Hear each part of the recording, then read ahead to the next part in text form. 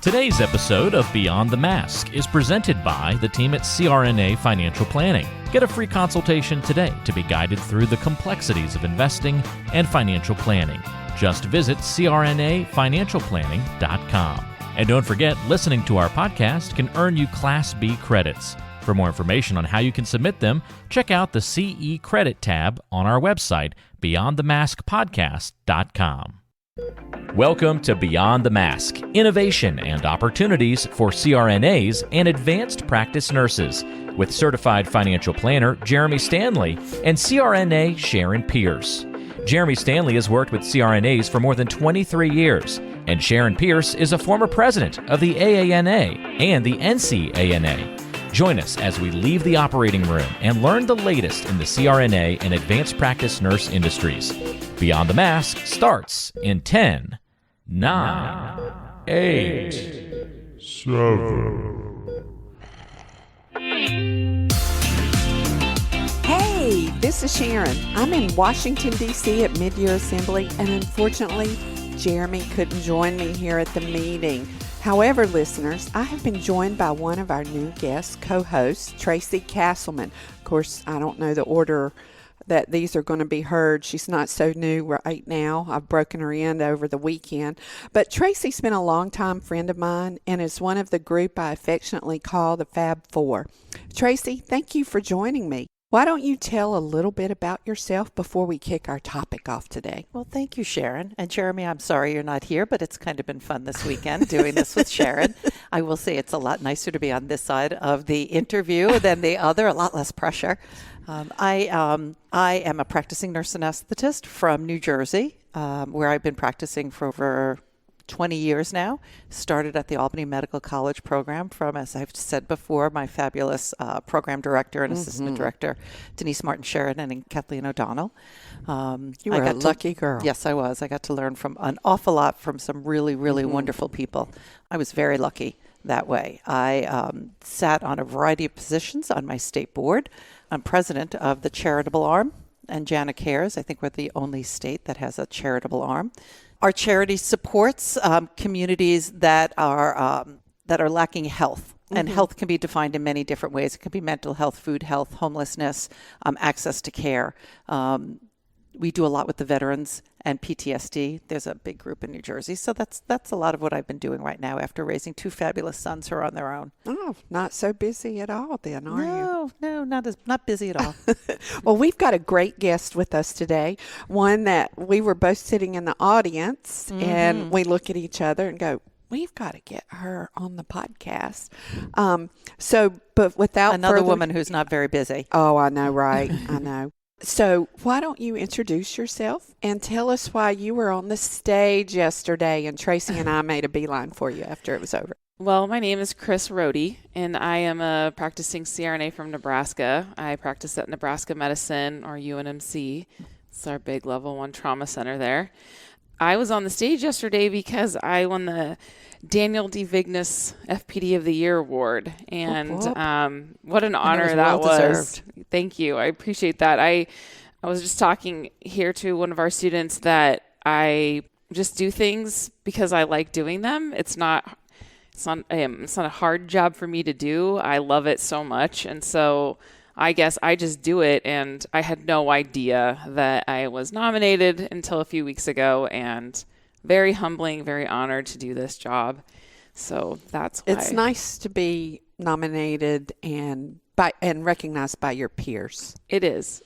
And reading what people wrote about me, I had no idea that people noticed those things that I was doing. Isn't that cool? It was very cool. It was very nice to hear because it can be very time consuming, and you hope you're doing the right thing and you hope you're making a difference. And so when people do see that about you and find those things, it really does make it worthwhile. You know, you said an interesting word. It didn't feel like work because it was your passion. Ooh, exactly. I like that. Yes. So before we go on anymore, there are some people even within our own ranks that do not understand what a FPD is and what you do. Well, I am the Federal Political Director, and what that means is I am kind of the liaison between our D.C. constituents and our membership, but I'm also heavily involved on the state level too. So anything political I'm involved in. I get all the information firsthand from D.C., from our state, from our lobbyists, and I try to relay all that information to our state board and to our membership. And then I'm really involved in any sort of legislation that affects CRNAs, but also APRNs. I'm also involved in all of that too. Now, each state, for our listeners who don't know, each state has an FPD. Correct. So we have, 50 FPDs? 51. 51 now, yeah. So did you say you also do your state GRC, or you're just responsible for to do your federal work locally when your representatives are in town? I kind of fell into both roles. And Nebraska is the only unicameral legislature. I don't know what that is. We only have a Senate. That's it. Oh. Only one in the United States. They don't have a House and a Senate. Just one. Just one. Unicameral. Yeah, it's very unique. So when I got involved on our state board, I really enjoyed the politics right away. I don't know why. I never have That's been. okay, but every state loves, because you need one person who says, boy, this really turns me on. This is cool. Yes. And I started, while I was the president-elect, I started attending more events at our Capitol, and our lobbyist has become one of my great friends because I am constantly with him attending things. So we've gotten to know each other really well. And he told me, you can't ever leave. You can't quit. This is your job. This is what you need to do. And so he kind of picked me, I guess. The more I was doing, he just said, no, this is something you need to do. You're really good at it. I appreciate you. You know the issues. And the way you talk to people is just different from how other people have done it in the past. So as I was serving on our board and doing other roles, I just kind of gradually started doing more with the political arena and attending more events. And then our FPD, I just watched her, and she was amazing. And so I try to fill her shoes. I don't know that I ever will. She was around for a really, really long time, and I think most of us remember Nancy Gonringer. I was just going to say, I know it was Nancy. I was going to say her name, just say her name. Love her. Yeah. I mean, when I was a student, I had no idea what she did, and then I just watched her, and she was someone who would walk into a room and just would know everyone and befriend them and talk about the issues, but in a great way, and never talk down about anyone. And I just thought, that lady, she is amazing.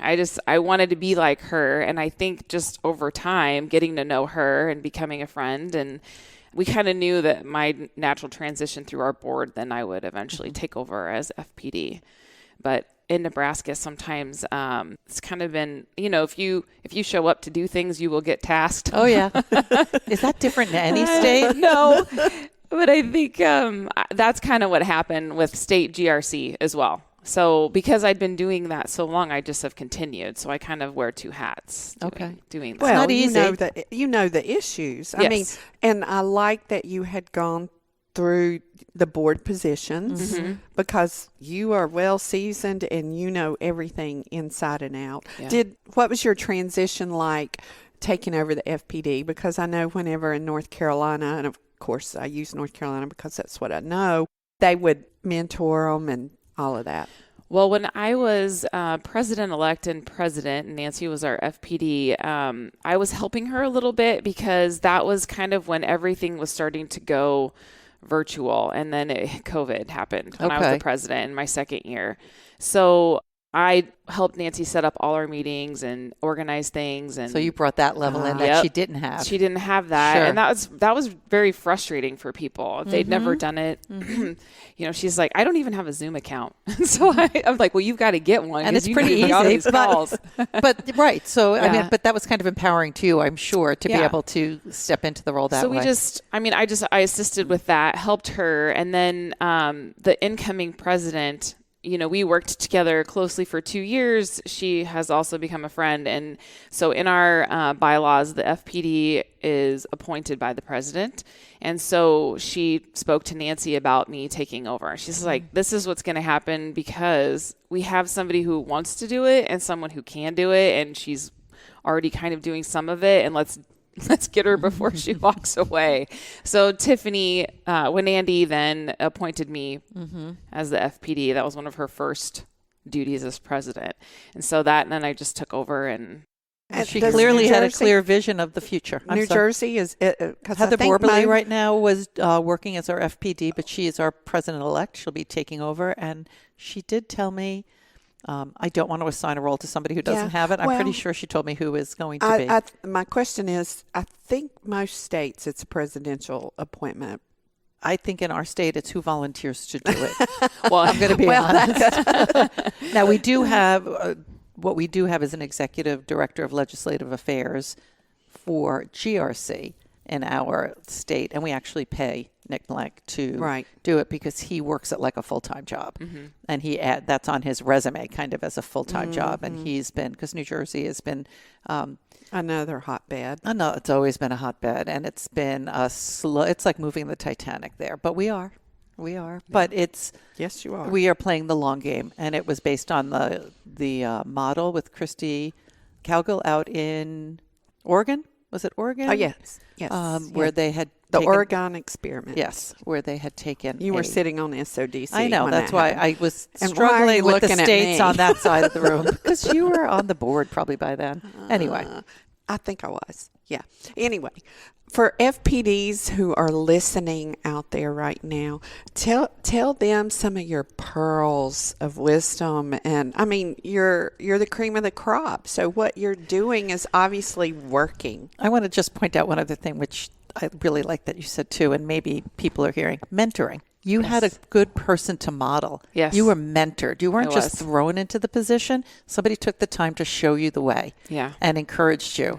Would you say that was helpful to you? That was very helpful to me. And it wasn't just Nancy. You know, I was pulled in and asked to help on our board before I was voted onto the board by Sarah Theo Harris. She was our president at the time.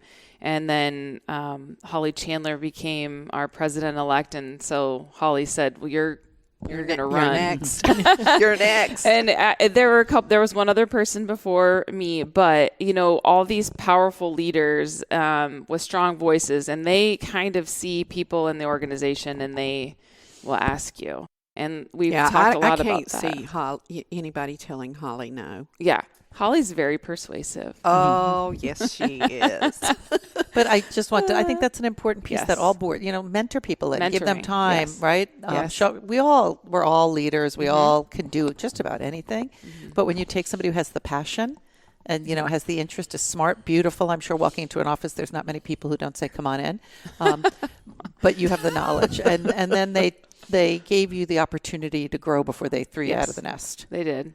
So anyway, pearls. I think so because I've been doing this for a really long time. When I was on this, it started when my first committee assignment for our board was I was on PR, and they asked me to be on the PR committee, and I said sure, and then realized very quickly that it was just me. I was the PR committee of one. I think I recognize that position too. But it was interesting to me because what I was able to do was I had this budget, not a huge budget, but what do you do with this money? Am I trying to do PR for the rest of our membership? They should already know what we're doing. So who was our target? And that's when I said, I think we need to target the people making our policy. And those would be our legislators. So then I took that money and then we started paying to go to the fundraisers. And then we increased that fund a little bit. And so that's where it started. I said, we have to start making these relationships, and I am a people person. I enjoy talking to people. I don't have much of a problem doing that. So when I started attending these meetings, I would be introduced to, here are the people on the Department of Health and Human Services. And that was who I shouldn't say target, but that's who I targeted. Well, I wanted to know that. I focused on them. To teach. I did. Yeah. And so what I started doing was attending their events, talking to them.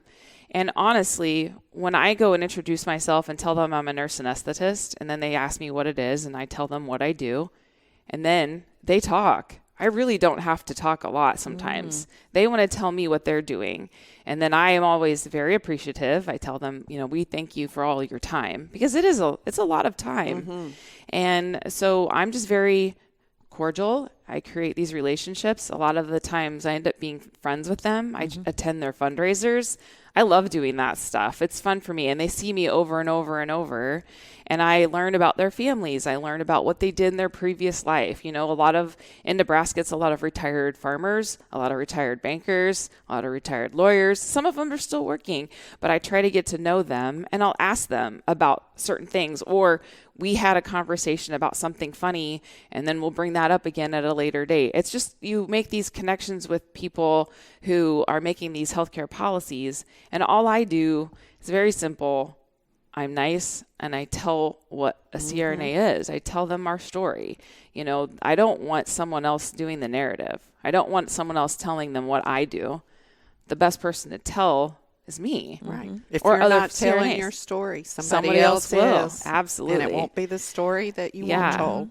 So exactly right. I'm a little social butterfly, and I just flit around their events, and I meet people. And my lobbyist used to be concerned, like, oh boy, where are we going to go with this? But now he just lets me fly. He just lets me go, and he'll just come find me and make sure I'm doing okay. But other than that, I like to meet people. So it's been fun for me to do that. And some of them have become friends. And yeah, well, it's all about relationships. Absolutely. And, I've said this a million times. It's easier to screw somebody you don't like than somebody you do like. Right. And so if they see something come across their desk that says nurse anesthetist, and they immediately think of you, and they like you, they're going to pick up the phone and say, well, let me call Kris about this. But if you've been not very nice, they'll go, and just. Yeah. Or if they don't know you. Yeah. Or if they don't know you. They don't have, right. I don't know what this is. They either push it aside, or the first person who gives them any kind of input, they're going to go with. Beyond the Mask is made possible by the team at CRNA Financial Planning. With almost 2 decades of experience, the firm guides CRNAs through the complexities of investing and financial planning. Schedule a free consultation today by calling 855-304-3748 or go online to crnafinancialplanning.com. You've spoken about your relationship with your lobbyist. Yes. I think that's an important piece, yes. right? For all states, you have to have a good lobbyist who you can trust. Do you have, and it sounds like you have a good relationship. How long has that lobbyist represented your state? And do you have any say in if they are to stay or go? We do. Kent Rogert is our lobbyist, and he was a Nebraska state senator for a brief moment. So he understands how it works. And Ron Jensen was the lobbyist. It was his firm, and he picked Kent to come in and be his partner and eventually take over his lobby firm. And so I've been practicing for 13 years, and Ron was our lobbyist at that time. Kent was there, but he wasn't with us as much. It was mostly Ron. So at least for 13 years, I've known Kent. And so, but I couldn't tell you, I think that they've been our only lobby firm. Okay. Well, you may not have had a lobbyist for very long. I remember the first lobbyist that North Carolina hired. Again, that turns you on, though. That's why. Yeah, because I fired her later on. And that is not easy to untangle a relationship. Yeah, we had to fire ours in New Jersey, and it was a big deal. We had to have the AANA come in and help us. It was a big deal.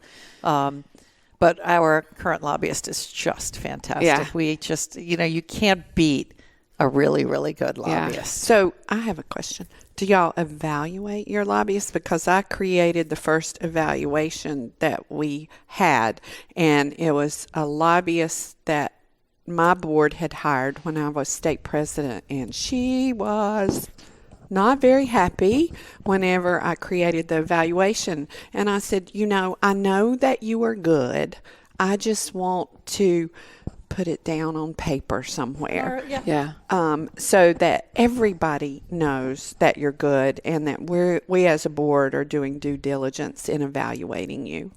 We started evaluating more. It's probably not even, I'm not even sure if we have a form that we use, but I have one. You can show it to me. I might take it. I think I can still find it.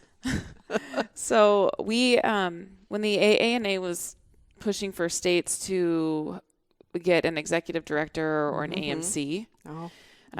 We hired an AMC and they helped us get really organized. Nice. I had never seen anything like it because we are, as a You stopped organization using the of- milk crate and carrying things Yes. around. Yes. Yep. And Nancy brought in the milk crates from her Yes. basement. I could not believe the amount of papers she'd been holding in her home for years. So we took all of that, scanned it. They helped us get organized, and they have a form that we use to evaluate them, our AMC. Oh, nice. They want to Yes. make sure that we're happy with what they're doing. That's good. That's Yes. good governance. Yeah. Yes, it and is. then we also then do a little bit of an evaluation of Kent because, we give him a little raise each year. So we have to talk about, what has he done and are we happy with it? And let me tell you, I don't think any of us realized just how awesome he was until this past year when we've actually had some legislative battles going on. And he just went above and beyond. He's a bachelor. He lives a really fun life in the off season of politics, and he gave it all up for us this year. Gave up his bachelor. He did. He was married to the association. He was married to Nana, and that poor like him guy. already. That sounds Yeah. pretty funny. Married to Nana. He was married to us, and I know it was hard for him because I know that being in session is stressful. And that's a really, Life even though nor it's liberty nor the pursuit of happiness Right. is safe when session is in. Yes. And so I know he works really hard during the session. And so summertime is his time to have fun and go on trips. And he did go on a couple trips, and I'm happy he did because once he got back, Katie barred the door. Yep. We ran all summer, and he helped us set up all of our fundraising events that we went to. He made sure we had money, delivered. But his big push was, I can go and represent you, But you need but to you be need there. to go. Yep. And you need to show your faces. Because they want to hear from their constituents, Yes. and they want to hear from the people who this legislation will directly Yes. affect. You know what? Now, I want to stop both of you here. And, I've always wondered, this is what you live what we preach as an Yes. association. It doesn't just need to be your lobbyist. You need to be there. But yet, and we're here in Washington, D.C., but yet we don't follow that same dictum at the federal level, right? No, we don't. We come in once a year. Once a year. Yeah. Yeah. You ever thought about that? Yeah, but we have. should be seeing our representatives when they're in our hometown then. That's where we need to be knocking on the door saying, I just came in from around the corner. I want to say hello. What's going on? And I've never visited my person in At home. the district. Have you? no. Okay. I've called, but I haven't. No, you're right. I've done my state people. Keep talking, sister. No, I'm not disagreeing. No. But But to me, I think there's probably more impact. And I'm going to tell you why. My guy only lives in New Jersey sometimes. Well, that was why whenever you said see them in the district, I'm like, what? Because I rarely see. But they're supposed to be. Well, they are supposed to be, but I rarely see them, and I'll only see the ones that are in my party because I'm treasurer of my political women's group. Mm-hmm. So they know me because I write their checks from the group. Anyway, we digress. Well, I know that, in Nebraska, we're a small state. We only have 5 federal representatives. So I try to get to their events when they are in. It does make it easier It than does. if you're in California, Right. if you're FPD in California, Yep. or And so we do, and our state lobbyist helps us figure all that out too. He kind of dabbles with us in the federal arena just so that we can get connected. Mm-hmm. And he usually knows if one of our representatives will be at something in the state. So he's the president of the Nebraska Business Association, our lobbyist, and it has been a really great connection for us. So I attend his annual party for that, and usually he's invited them. So sometimes they will show up, and I'm always there ready. So I have already spoken to Congressman Adrian Smith once this year, face to face, and he remembers me probably because I just pester him a little bit when I come to D.C. and talk to him, and he's very CRNA friendly. He's from a rural area, so he really likes us. So that's been nice. If your lobbyist has been a state senator, a lot of your congressional people have served in your state legislature, Correct. so Yes. they will have those relationships. So Yes. that's very helpful. Yeah. And then I might have weaseled my way into an event in Iowa because I I'd heard that the Iowa senators and congressmen and women were going to be at a dinner just in Council Bluffs. When I live in Omaha, they're right across the river from each other.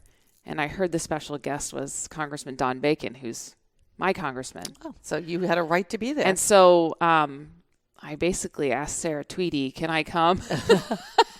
And she's like, let me make sure I don't have any more Iowa people that want to attend the Iowa event, Kris. Sure. And then I was able to go, and I brought a couple people with me. And that was really interesting because, you know, if someone from another state comes and they're the special guest, that's great. And we say hi, but I don't really know their politics, you know, because I don't follow them as much. But so when he was at this party, he was just thinking he was going to be in the shadows. But let me tell you, we went in and talked to him, and he was so excited that people wanted to see him and talk to him at an Iowa event. Oh, really? So it was actually really great. Well, of course. Yeah, that's true. Yeah. They want to be seen and heard. Yeah. They don't want to be part of the wallpaper. Right. They don't really want to be part of the wallpaper. So it was fun for him. I think that he showed up, and then here we are, his little fan club. And so I do that sort of thing too. You made he was releasing serotonin the whole time. Hello everyone, Jeremy here. Beyond the Mask is sponsoring a team for Halos again this year. Halos is an organization that offered support when Sharon lost her grandchild, Emma, 2 years ago. Halos is a nonprofit that provides emotional and financial support to bereaved parents who have lost a child from miscarriage through age 20. It's run by parents who have lost a child themselves and want to be there for those parents that need love and support, or someone who truly understands what they're going through. The only means of support for Halos is through fundraisers and personal donations. Their largest fundraiser is a walkathon, which will take place on August the 6th. Sharon will be emceeing the event.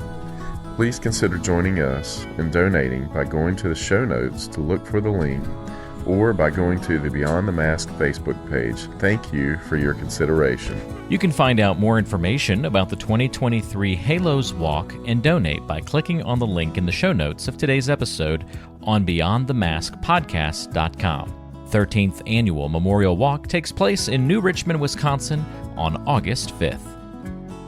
You're moving legislation statewide because you're doing that as well. Have you done anything like that with D.C.? Have they reached out to you and said, we need you to work on your people for us? A little bit with the ICANN Act. Mm-hmm. Congressman Adrian Smith is one of the original supporters of that. So we did speak with him quite a bit. And that, you know, I cannot thank our D.C. office enough for all that they do and keeping us informed, because I wouldn't have known that was coming down without their input. Okay. And so they had us reach out to him, but also to all of our other congressional people and senators. And Adrian, like I said, has been very supportive of CRNA. So we weren't too surprised that he was one of the original supporters of that. Did DC inform you that he had signed on, or did he sign on after DC asked you to go? I think they were thinking he would sign. And then after he signed, then JP told us he did. Okay. So that was great. And there hasn't been a ton of work that I've had to do on the federal level. I don't know. I just feel like everybody here is so great, and they'll reach out for us, but they do so much work for us. Mm-hmm. It's unbelievable. But, and what we've been able to accomplish is Herculean, because our office, our shop has 7 or 8 people in it, and our opposition shop has 25 people in it. So what it is truly a David and Goliath, and what they've done has been Herculean. Yes. That's the same even with just the main office staff in Chicago too. When you yeah. compare apples to apples, there is none. You can't compare them. But it is it's an important piece that you provided, because they did in DC get the congressman to sign on. Congressman, right? Yes, Congressman Smith. Mm-hmm. But you being able to circle back and say, thank you so much. Yeah. This is important to the people of Nebraska. It validates their why. Yes. And it, although they're already CRNA supportive, you said because he's rural. He is rural. As we know, that's who provides the health care to his constituents. Without you being out there, they got to go a long distance to have that baby. Yep. They really want to hear about access to care. Yes. They really do. Especially in Nebraska. Yeah. Because we have a little bit of a healthcare desert in some areas. And so, we want to help with that. And they know that we're there, and they know that we want to help and that we have. So that's been really beneficial for us. Well, clearly this has taken up a lot of your time. We taped another podcast, and we were talking about, is the sacrifice worth it? Because you sacrificed your time, your talent, your treasure, and has this sacrifice been worth it? I think it has been. My husband is home with our boys. He's always home with our boys. I started doing this. My youngest is 11. I started doing this. I was on our board right after he turned 1. Yeah. So they just have always known me doing it. You know, they just expect it. They kind of think it's funny. I think they think it's cool that their mom got invited to the inaugural ball for the governor, or we get a Christmas card from the governor every year. It's normal to them. It's normal to them. Don't be surprised when they marry women like you. Well, that would be great. Although I hope I don't butt heads with them. You won't. You will. You won't. No, you won't. Maybe a little. I have a lot of guilt sometimes because, you know, I miss out on things. Like my oldest son is a freshman in high school. He made the baseball team. I've missed so many baseball games because I've been here, other meetings. My younger son is also playing baseball, and I've missed his games. Like all weekend I've been missing things. And so I think, but it's so funny. I probably feel worse about it than they do. So I always say, I'm so sorry. I'm so sorry. And they're like, it's okay, Mom. I think it's great though for your children to see you be passionate about what you do. Exactly. You know, it is, for me, at least they know Mom's working, Mom's involved, Mom's passionate about things, but they know that I'm passionate about their things too. You know, it's so they'll turn out okay. I think so too. Believe it or not, this particular meeting, my son started coming with me when he was 8 years old. Now, mind you, he was already over 6 feet tall, and nobody knew he was that young, and he would take the subway by himself and go down to the Smithsonian all day while I was here. And I would put up every Not meeting. at 8 years old. You did not send him on the subway. It wasn't, might have been 14. Maybe. He was a little bit older. But he's been coming to this meeting. The point of it is he's been coming to this meeting ever since he was smaller. And I would put up every single meeting I was speaking at or I was going to be at, and they could sign up which one they wanted to go. So my kids became very well traveled in the United States because they went and saw all of these. And it would be nothing. I'll never forget, I was somewhere, Larry Hornsby had called me, and my Danielle was little. She goes, "Tell Larry I said hello." And I'm thinking, my kids know more of the AANA leaders, just like your kids, Tracy, than most CRNAs know. And it's just Larry or Deb, or, you know, they know them all by their first name. So it's not a bad Our thing. kids used to come to, but now my sons are 30 and 27. So that's why I said don't be, and one is married. I have a fabulous daughter-in-law, but she is smart and she is driven, and she's just really neat and cool, but she's not a shrinking violet. And, you know, my son Drew's girlfriend is not a shrinking violet. They're smart women who are achieving. So don't be surprised when you'll be proud, you'll be happy. But they used to come to all the meetings. And one day, a couple of years ago, I was heading out for a mission. I do a surgical mission every other year with a group. And it's 1:00 in the morning. I was waiting for my ride to the airport because you had to be there early in the morning. And he's standing there with my suitcase. He carried it out to the car for me. And he said, "You know, Mom," he goes, "I love coming to meetings with you because you've done all this cool stuff." He said, "But, you know, I'm proud of you all the time." This is my son telling me this. He goes, "But this is what I'm most proud of what you do." And what I'm saying is they watch. They're watching, and like you said, and they're absorbing. And it is cool to see yourself through your children's eyes as they get older. Yeah. But don't miss too many baseball games because you don't get to go back and see them again. I know. Well, and we have Game Changer now, so everything's online, so I can turn on a video and see a live feed. It's kind of nice. How cool that is nice. that? Yeah, That is nice. But I think it's important for our children to know that we do have things that we have to do. You know, and I tell them, this job that I do outside of my real job, I said, it keeps that real job the way it is. It lets me practice how I want to practice and other CRNAs. So I think they see it. I think they understand. But like you said earlier, too, I think it's important they see a passion. They see you doing something you enjoy that gives you passion and purpose.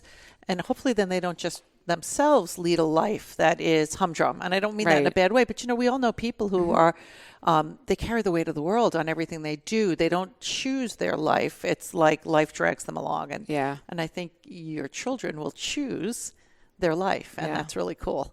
And I tell them, if there's something you feel strongly about, support it, figure out how you can make it better. Don't sit back and complain about it and never do anything. I said, you can get involved. Now, this is a whole different conversation Yes. with a bottle of wine at night. Well, we've covered a lot of topics here, and I'm sure there are other mothers out there who listen to this and they've had these same conversations out loud or in their head, I would suspect. But as we conclude here, and as you want to leave a lasting message to current FPDs, rising FPDs, what would you like to say to them? I think maybe the reason that in Nebraska we've been very successful this year is because not just me, but everybody has showed up. Mm-hmm. Everyone has showed up. Everybody's donated their time and their money. And I've never seen something like it when we are faced with something that could potentially harm our profession. The way people bonded together, helped each other out, attended events, donated money. They were there. Usually it was just me or maybe one other person. And I was bringing 15, 20 people with me. And it was really neat. So I say, show up. Mm-hmm. Just show up. Be there.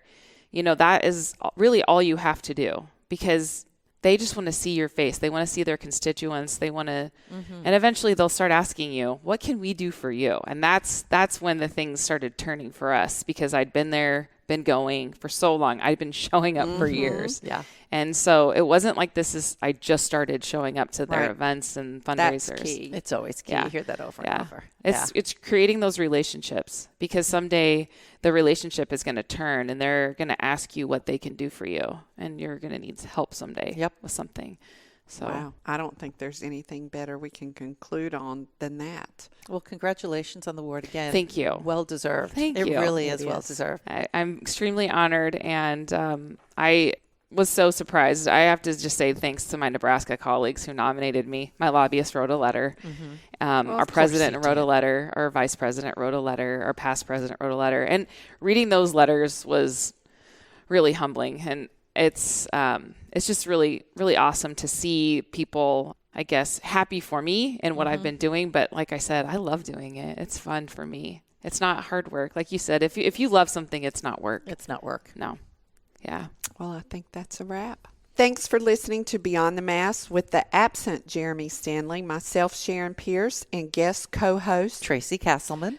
If you like our show and want to help us grow, Tracy, can you tell our listeners how to help us grow? The best way to help us is to like the show, share it on social media, tell your friends how much you love Tracy on the show, and leave a review, but make it positive.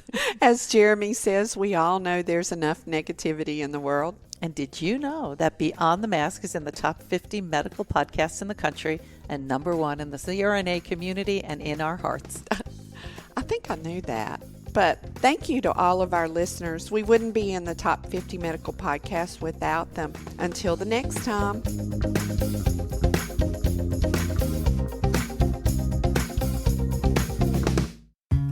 Today's show is brought to you by the folks at CRNA Financial Planning, an independent consulting firm that offers financial planning services exclusively to CRNAs and their families.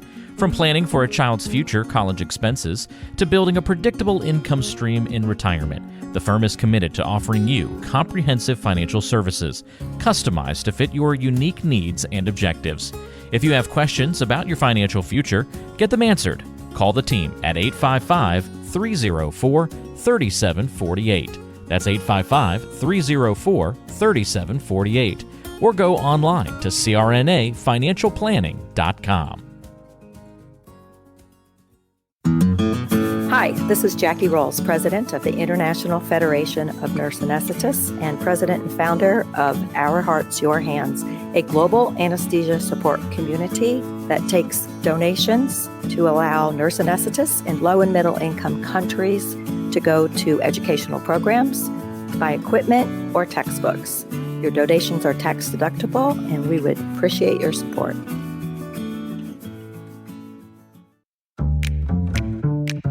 Be sure to subscribe to the show on Apple Podcasts, Google Podcasts, Spotify, Stitcher, and anywhere you like to listen to shows. Also be sure to check out BeyondTheMaskPodcast.com. Each episode is posted there with a corresponding blog post, and we timestamp important parts of the episode to help you quickly get to the content you're looking for. Also check out the special series section on the site.